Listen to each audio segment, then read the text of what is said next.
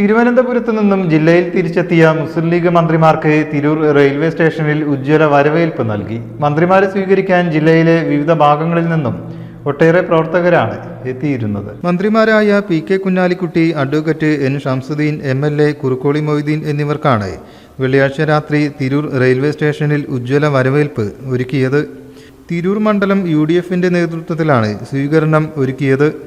മന്ത്രിമാരെ സ്വീകരിക്കാൻ ജില്ലയുടെ വിവിധ ഭാഗങ്ങളിൽ നിന്നും ഒട്ടേറെ പേരാണ് എത്തിയത്.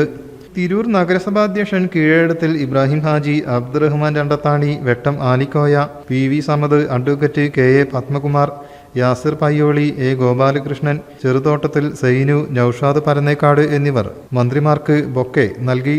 ശേഷം മന്ത്രി N. ഷംസുദ്ദീനെ ജന്മനാടായ വെട്ടത്തേക്ക് തുറന്ന വാഹനത്തിൽ ആനയിച്ചു.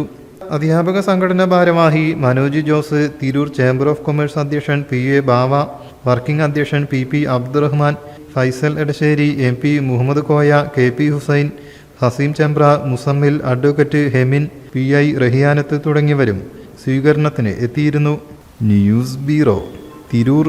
In the heart of Malappuram, with traditions weave seamlessly into modernity, KMT tells a story of unity.